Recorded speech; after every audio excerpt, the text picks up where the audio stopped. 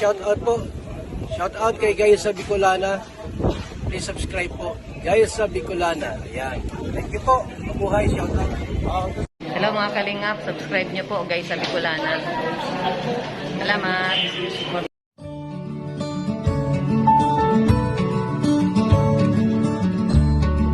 Nothing can ever change the way I feel about you. Magandang hapon sa inyo. Andito po tayo sa Purok Size, Barangay Pag-asa, Ubay, Bohol. Maghahatid po tayo ng kaunting tulong galing kay Ma'am Karen 21. Dito po sa kapitbahay namin. Ayan po. Umuulan.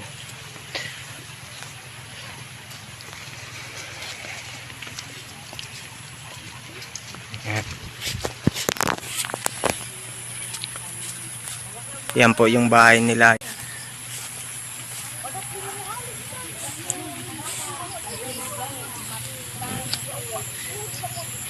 Dito po ito sa Purok Size, Barangay Pag-asa, Ubay, Bohol.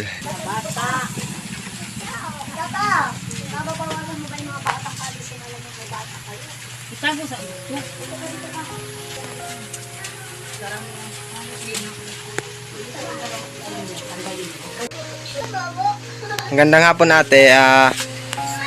May dala kaming kaunting tulong galing kay Ma'am Karen 21. Yan po. Wala kaming hanap buhay dito sa probinsya. Wala rin trabaho yung asawa ko. Sira pa yung bahay namin sa Baguio. Diba yung bahay namin. Tapos kaya ako nagkaganito kasi yung anak ko na special child, pinasok man dito sa ospital. Muntik akong mamatay kasi pinagtulungan yung anak ko bubugin. Pinasok kami sa loob ng bahay, 5 tao. Wala akong magawa sa anak ko, binugbugin na, pinagtulungan, hindi matay. Kaya nasugod ako sa ospital, muntik akong mamatay, mabuti na lang. Nakaraos ako, hindi ako kasakit ako, nagkulaps ako, tapos kasakit yung puso ko dito, saka yung dugo ko tumaan. Kailangan ko talaga ng tulong kasi walang trabaho yung asawa ko, tapos natanda na rin yung asawa ko, wala kaming anak buhay, pares-parehas kami dito. Yung anak ko naman dito kasama, yung wala naman siyang trabaho kasi nga special child, hindi mo maasahan. Naawa naman kayo sa amin, sana matulungan mo kami kahit kunti lang. Maraming salamat po sa mga binibigay ninyo.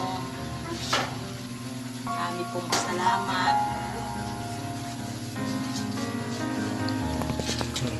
Ito po yung gagawin. Maraming salamat po kay Ma'am Karen 21 at saka kay Ma'am G sa Bicolana. Salamat po, maraming salamat po sa mga binibigay ninyong tulong sa amin. Maraming salamat po.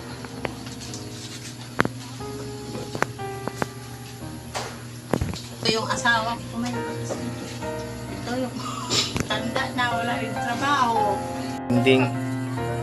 Sira-sira na yan. Yan, dito sila natutulog.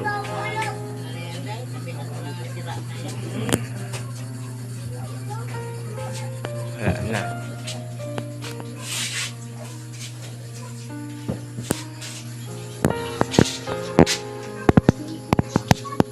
Ito yung anak ni ate na special child. Yan. Yan yung anak ni ate. Yan.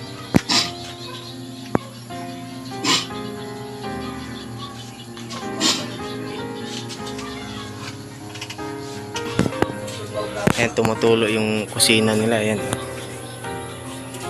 Tinutuluan sila pag nagluluto. Ayan.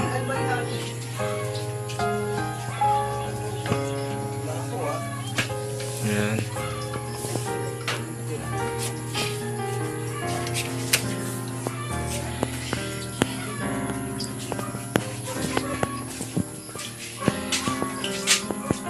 dito sila nagluluto.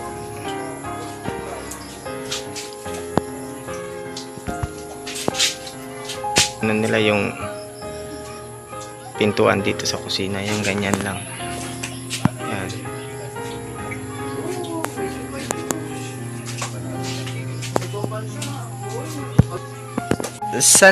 San kayo kumukuha ng ano nyo, pang araw-araw, ganon? Yung anak ko nasa Maynila, nagpapadala siya 1,000, isang buwan. Pang-bili-bili namin ng ulam kasi minsan makatrabaho yung asawa ko, 250 isang araw. Minsan maka-extra, minsan hindi. Pambili lang ng ulam namin. Magandang hapon po sa inyong lahat. Sana may maawa sa akin kasi yung dibdib ko masakit. Gusto ko sana magpa-check up. Wala kaming kapira-pira kasi pumutok yung ugat dito sa dibdib ko, sa puso ko. Masakit po. Wala po kaming pambiling gamot at saka pampacheck up. Wala po kaming kapa. Maraming salamat po. Sana sinong may mabuting puso, tulungan ako. Maraming pong salamat sa inyo. Ang ugat dito sa puso ko, may dugo daw na nagbuo. Gusto nga akong maoperahan. Wala po kaming kapira-pera.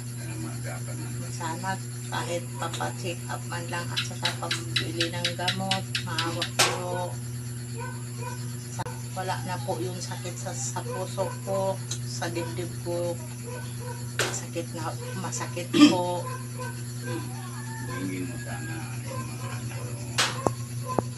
Salamat po, maraming salamat akin. Hindi ko naman po hinangad na magkaganito ako. Ano lang ako, yung pinasok kami dito sa loob ng bahay. Nadamay ako sa anak ko, nakita ko yung anak ko. Pinapatay na nila, pinagtutulungan, bugbugin, gulpihin sa loob ng bahay namin. Maraming pong salamat sa kalpa. Walang pambaon.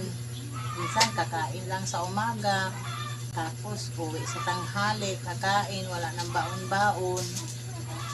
Kawawa nga yung mga bata, pero wala naman kaming magawa kasi wala nga kaming hanap buhay. Nagkaganito pa ako. Na-stroke pa yung katawan ko. Paano na yung pambili namin ng gamot.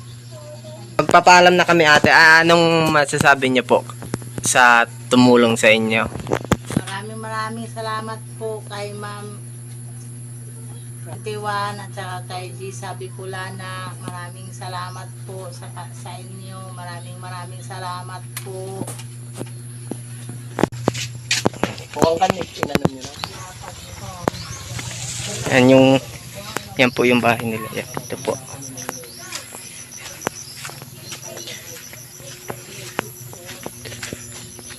Yan. Ito po yun, yan.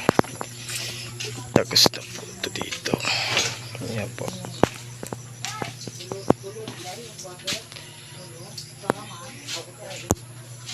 Pang-ulam po nila, ibon.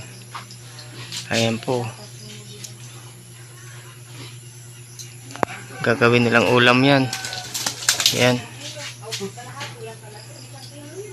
Maraming salamat po, Ma'am Karen 21. God bless po sa inyo. Sana maraming blessing pa po ang dumating sa inyo.